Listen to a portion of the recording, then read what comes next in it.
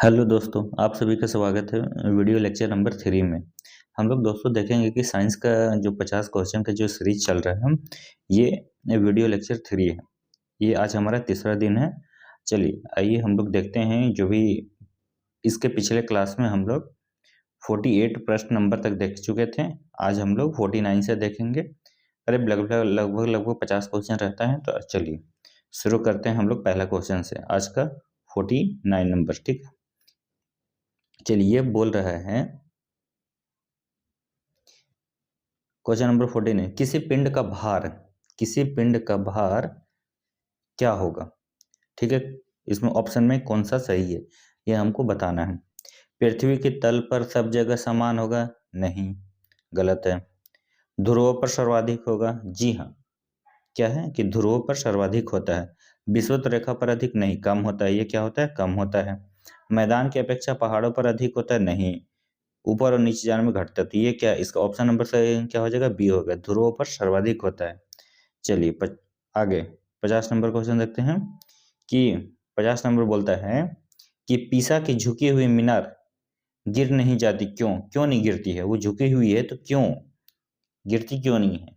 ठीक है, तो ये जो होता है ना, गुरुत्वाकर्षण के कारण, गुरुत्व केंद्र से जाने वाली जो ऊर्ध्वाधर लाइन जो रेखा होती है ना, वो तल के अंदर में रहती है।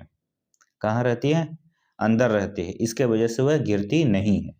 ठीक है, हालांकि अभी करेंटली न्यूज में शायद वो गिर चुका है। ठीक है, चलिए अगला प्रश्न देखते हैं हम लोग। 51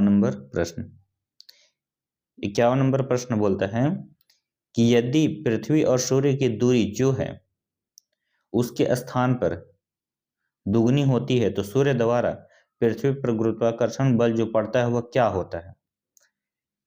ठीक है, यदि पृथ्वी और सूर्य की दूरी जो है उसके स्थान पर दुगनी होती है तो सूर्य द्वारा पृथ्वी पर गुरुत्वाकर्षण बल जो पड़ता है वह क्या होता है, ये बोल रहा है क्वेश्चन। तो ये क्या होता है कि अब जितना है उसका चौथाई भाग होगा। अब जितना है यह चौथाई भाग होगा। ठीक है, चलिए तो 52 नंबर प्रश्न देखते हैं। 52 नंबर में क्या कहता है, इसको चलिए हम थोड़ा सा बड़ा कर लेते हैं ना। चलिए अब विजिबल है। 52 में 52 में ये बोल रहा है कि चंद्रमा पर मानव का वजन पृथ्वी की तुलना में 1/6 रहता है। जी हाँ, ये बात तो सही है। कारण क्या बोलता है कि चंद्रमा पर पृथ्वी की तरह गुरुत्वाकर्षण नहीं है। नहीं नहीं, ये गलत बात है। ठीक है, तो इसका ऑप्शन क्या हो जाएगा, सी नंबर। सी नंबर क्या है, कथन सही परंतु कारण गलत है। चलिए आइए 53 नंबर हम लोग प्रश्न देखते हैं।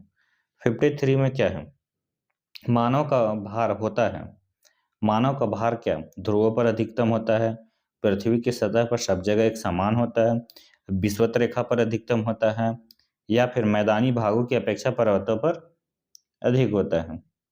तो ये क्या होता है, ध्रुवों पर कहाँ होता है अधिक, जी का मान सबसे ज्यादा कहाँ होता है, ध्रुवों पर अधिक होता है। ठीक, चलिए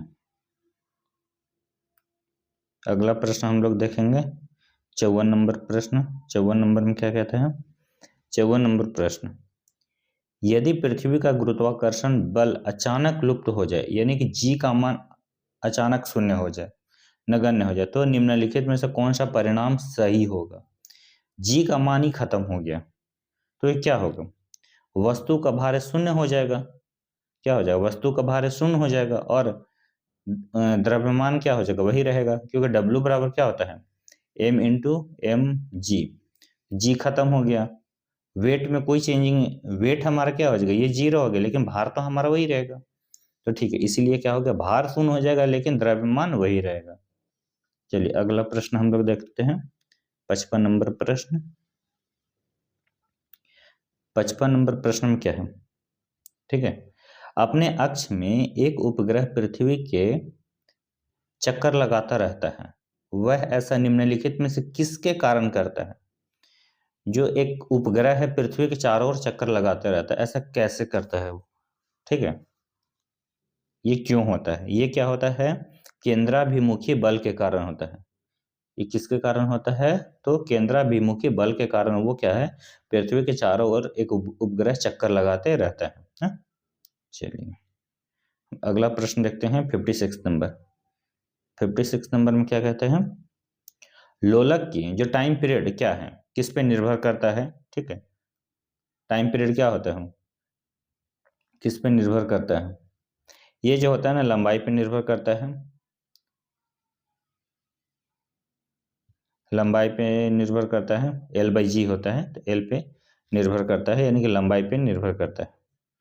चलिए 57 नंबर, लोलक घड़ियां गर्मियों में सुस्त हो जाती हैं, क्यों। गर्मियों में क्या होता है, सुस्त पड़ जाते हैं, क्योंकि उसकी क्या होता है, लंबाई क्या होता है, बढ़ जाता है।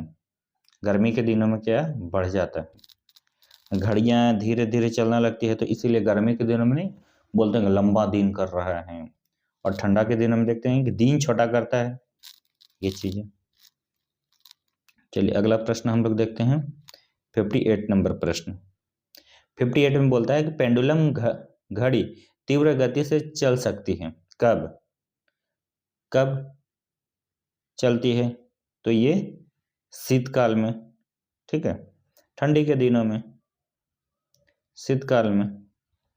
चलिए अगला हम लोग प्रश्न देखते हैं। अगला है कि पृथ्वी का पलायन वेग कितना होता है। पृथ्वी का पलायन जो होता है वेग होता है 11.2 किलोमीटर पर सेकंड होता है। क्या होता है, 11.2 किलोमीटर पर सेकंड होता है पलायन वेग पृथ्वी का। चलिए अगला प्रश्न हम लोग देखते हैं 60 नंबर। अगर किसी वस्तु को 8 किलोमीटर प्रति सेकंड के वेग से अंतरिक्ष में फेंका जाए तो क्या होगा। अंतरिक्ष में फेंका जाता है 8 किलोमीटर पर सेकंड से, तो वे क्या होगा, तो इसका जो हो जाएगा वह वापस पृथ्वी पर आ गिरेगा। ठीक है, कितना, वो क्या होगा, वह पृथ्वी पर आ गिरेगा। चलिए अगला प्रश्न हम लोग देखते हैं 61 नंबर प्रश्न क्या कहते हैं। 61 नंबर में है कि चंद्रमा पर वायुमंडल नहीं होने का क्या कारण है। चंद्रमा पर वायुमंडल नहीं होने का क्या कारण है, तो चंद्रमा पर वायुमंडल ना होने का ये कारण है कि इस पर गैस अणुओं का पलायन वेग उसके वर्ग मध्य मूल वेग से कम होता है, इसके वजह से।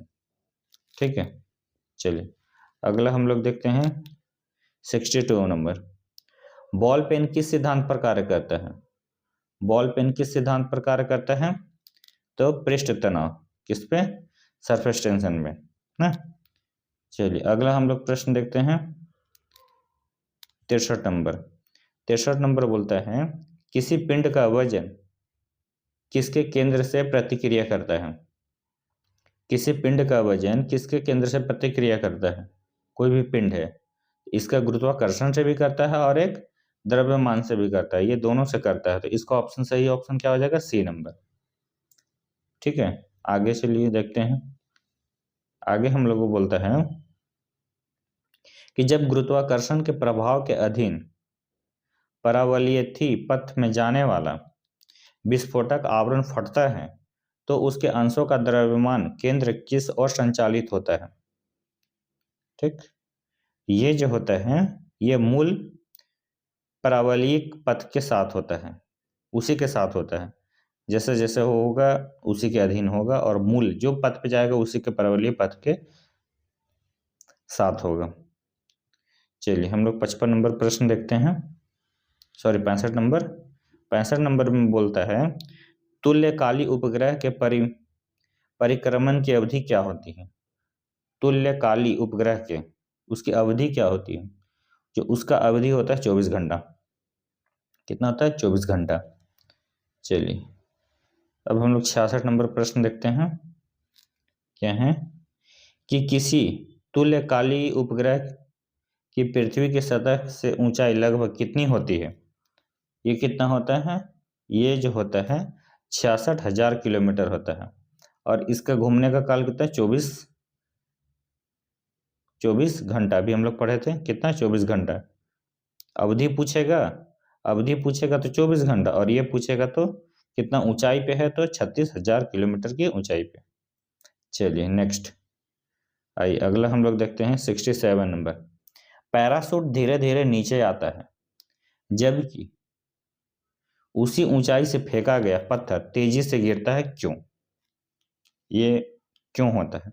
क्योंकि इसका जो होता है पैराशूट के पृष्ठ का क्षेत्रफल ज्यादा होता है, अंततः वायु का अवरोध अधिक होता है। इसके वजह से पैराशूट वो क्या है, धीरे धीरे आता है। और इसी में कोई एक पत्थर को, इसमें क्या हो गया, पत्थर में क्या होगा, वायु का अवरोध कम होगा तो वो जल्दी आ जाएगा। ठीक है, चलिए 68 नंबर हम लोग प्रश्न देखते हैं। 68 में बोलता है कि गुरुत्व की क्रिया के अंतर्गत मुक्त रूप से गिर रही वस्तु का भार क्या है? जो गुरुत्व की क्रिया के अंतर्गत मुक्त रूप से गिर रही वस्तु का भार क्या होगा? उसका जो भार क्या होगा, शून्य हो जाएगा। भार, वेट पूछ रहा है, भार मतलब हो गया वेट, वेट क्या हो जाएगा, ये 0 हो जाएगा। 69 नंबर हम लोग देखते हैं। 69 में क्या कहते हैं? पेंडुलम को चंद्रमा पर ले जाने पर उसकी समय अवधि क्या होगी? जब हम इसको चंद्रमा पर ले जाएंगे तो इसका क्या हो जाएगा, इसका बढ़ेगा। ठीक है, 70 नंबर हम लोग देखते हैं कि वायुमंडलीय हवा पृथ्वी पर रखी जाती है। वायुमंडलीय हवा पृथ्वी पर रखी जाती है। वायुमंडलीय हवा जो है पृथ्वी पर रखी जाती है, ये गुरुत्व द्वारा है। किसके द्वारा है? तो गुरुत्व द्वारा। 71 नंबर हम लोग प्रश्न देखेंगे। 71 नंबर में है कि एक व्यक्ति एक संवेदनशील तराजू पर खड़ा है। एक व्यक्ति एक संवेदनशील तराजू पर खड़ा है। यदि वह गहरी सांस अंदर लेता है तो तराजू की रीडिंग क्या होगी? जब एक व्यक्ति संवेदनशील तराजू पर खड़ा है और वह सांस जो है अंदर की ओर लेता है तो वह क्या होगा? तो रीडिंग पर कोई प्रभाव नहीं पड़ेगा। रीडिंग पर क्या होगा? कोई प्रभाव नहीं पड़ेगा। ठीक है, चलिए 72 नंबर हम लोग प्रश्न देखते हैं। बल गुणनफल है। बल का फॉर्मूला क्या होता है? बल जो होता है द्रव्यमान इंटू त्वरण, F बराबर क्या होता है? F बराबर m इंटू ए हो गया। ठीक, चलिए आइए 73 नंबर हम लोग प्रश्न देखते हैं। 73 नंबर में बोलता है कि ऊर्जा संरक्षण का आशय है किससे? ऊर्जा संरक्षण का आशय है किससे? तो ऊर्जा न तो सृजन किया जा सकता है और न ही इसको हम लोग क्या करते हैं, न ही इसको विनाश किया जा सकता है। ठीक है, इससे हो गया। चलिए 74 नंबर हम लोग प्रश्न देखते हैं कि वायु शक्ति में ऊर्जा का कौन सा रूप विद्युत ऊर्जा में परिवर्तित होता है? वायु शक्ति में ऊर्जा का कौन सा रूप विद्युत ऊर्जा में परिवर्तित होता है? तो ये होता है गतिज ऊर्जा, काइनेटिक एनर्जी। काइनेटिक एनर्जी का फॉर्मूला क्या होता है? काइनेटिक एनर्जी का होता है हाफ एम वी स्क्वायर। ठीक है, चलिए अगला प्रश्न हम लोग देखते हैं। 75 नंबर बोलता है कि इलेक्ट्रिक बल्ब की खोज किसने किया था? इलेक्ट्रिक बल्ब की खोज किसने किया था? तो थॉमस एडिसन ने किया था। चलिए आइए अगला प्रश्न हम लोग देखते हैं। 76 नंबर बोलता है कि घड़ी के स्प्रिंग में भंडारित ऊर्जा को क्या कहते हैं? इसको हम क्या बोलते हैं? स्थितिज ऊर्जा। स्थितिज ऊर्जा, काइनेटिक एनर्जी क्या फॉर्मूला क्या बताते हैं? Half m v square. स्थितिज ऊर्जा होता है रो जी एच होता है। ठीक है, तो स्प्रिंग, घड़ी के स्प्रिंग में क्या होता है भंडारित? स्थितिज ऊर्जा होता है। चलिए अगला प्रश्न हम लोग देखते हैं। 77 नंबर प्रश्न क्या बोलता है? निम्नलिखित में से किसे एक स्नेहक यानी कि लुब्रिकेंट के रूप में प्रयोग किया जाता है? लुब्रिकेंट के रूप में हम लोग किसका प्रयोग करते हैं? ग्रेफाइट का। ठीक है, ये ग्रेफाइट का हम लोग प्रयोग करते हैं। चलिए अगला प्रश्न हम लोग देखते हैं।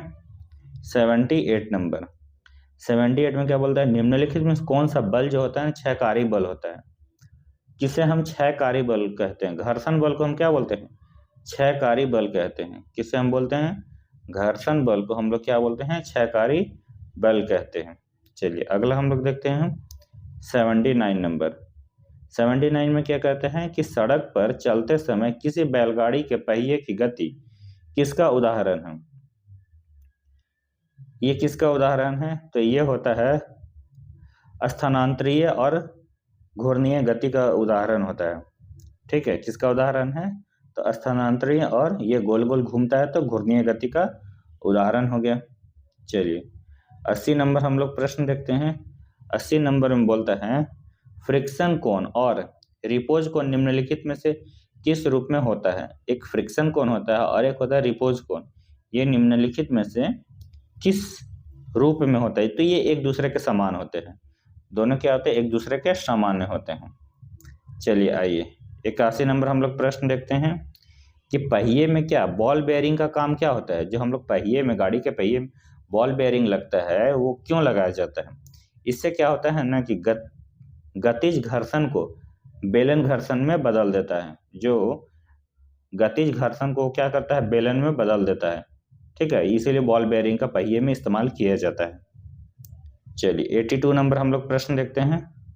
82 नंबर प्रश्न में कहता है कि सड़क पर चलने की अपेक्षा बर्फ पर चलना कठिन है, क्योंकि सड़क पर क्या बोलता है? सड़क पर चलने की अपेक्षा बर्फ पर चलना कठिन है। क्यों?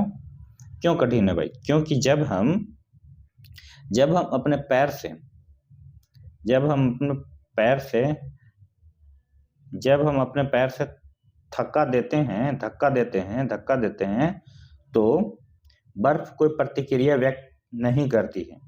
इसीलिए ठीक है, जब हम अपने पैर से धक्का देते हैं तो बर्फ कोई प्रतिक्रिया व्यक्त नहीं करती है।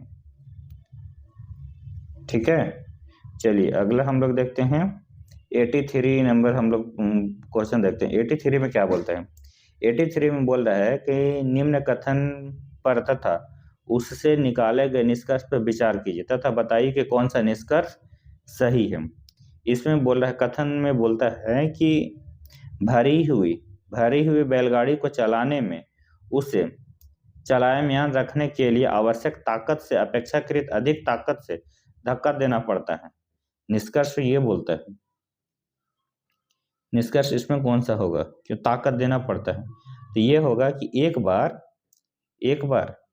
गाड़ी चल पड़ने के बाद घर्षण कम होता है, शुरू में ज्यादा होता है, उसके बाद चलने लगता है तो ठीक होता है।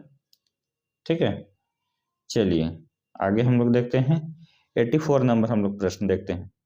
84 में बोलता है कि लोहे की कील पारे में क्यों तैरती है जबकि वो पानी में डूब जाता है?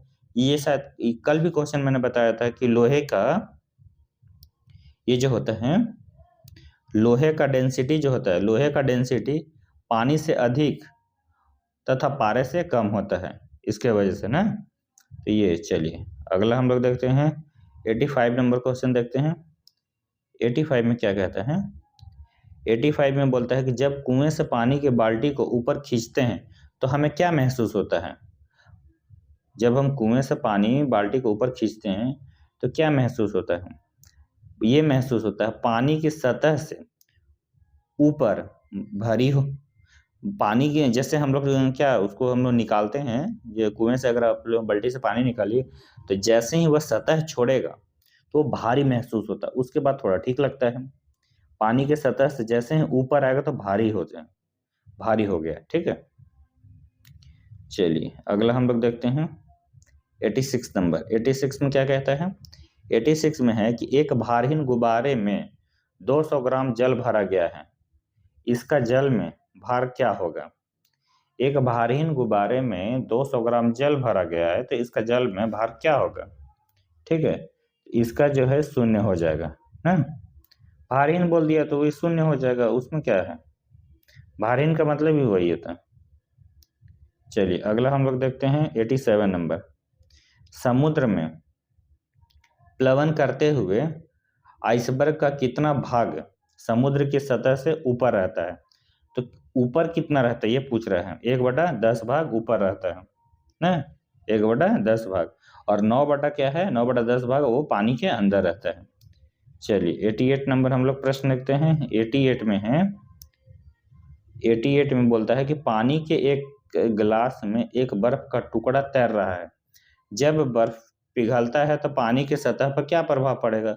कोई प्रभाव नहीं पड़ेगा, जितना है उतना ही रहेगा। इसका ऑप्शन नंबर क्या हो जाएगा? सी हो जाएगा। 89 नंबर। 89 में क्या हो कहता है? जब कोई जहाज पानी से सागर में घुसता है तो क्या होता है? जब कोई जहाज जो होता है नदी से सागर में घुसता है तो क्या होता है? ये जो होता है थोड़ा सा क्या होता है, कुछ उठता है। ठीक है, चलिए ये 90 नंबर हम लोग प्रश्न देखते हैं। 90 में क्या बोलते हैं? 90 में है कि मिट्टी का तेल जो होता है, मिट्टी का तेल पानी के ऊपर इसलिए तैरता है क्योंकि मिट्टी का तेल है, पानी क्यों तैरता है?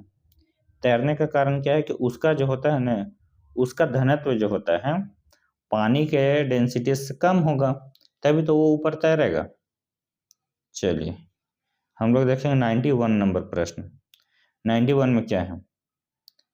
91 बोलते हैं कि साबुन के बुलबुले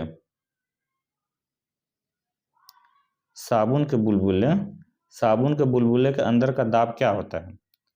साबुन के बुलबुले के अंदर का दाब क्या होता है? ये जो होता है ना, वायुमंडलीय दाब से अधिक होता है, वायुमंडलीय दाब से अधिक होता है। ठीक है, चलिए 92 नंबर हम लोग प्रश्न देखते हैं। 92 नंबर में क्या बोलते हैं? 92 नंबर, यदि साबुन के दो भिन्न भिन्न व्यास के बुलबुले को एक नली एक दूसरे के संपर्क में लाया जाए तो क्या घटित होता? यदि साबुन के दो भिन्न भिन्न व्यास वाले बुलबुले को एक नली एक दूसरे के संपर्क में लाया जाएगा तो क्या घटित होगा? तो जो छोटा बुलबुला और छोटा हो जाएगा तथा बड़ा बुलबुला क्या हो जाएगा? और बड़ा हो जाएगा। सिंपल, दोनों के एक साथ लाएंगे तो। चलिए 93 नंबर प्रश्न हम लोग देखते हैं। 93 में क्या है? जब शुद्ध जल में डिटर्जेंट डाला जाता है तो पृष्ठ तनाव क्या होगा? उसका पृष्ठ तनाव क्या होता है? घट जाता है, इसीलिए तो वो गंदगी निकालता है, घट जाता है। तो चलिए 94 नंबर प्रश्न हम लोग देखते हैं। 94 में ये बोलते हैं कि 94 नंबर प्रश्न, एक वर्षा की बूंद की गोलाकार आकृति का कारण क्या है? क्या है? तो ये पृष्ठ तनाव है।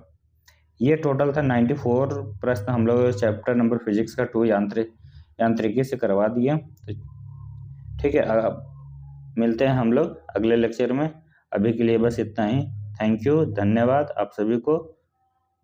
चलिए मिलते हैं हम लोग अगले लेक्चर में। बहुत बहुत धन्यवाद।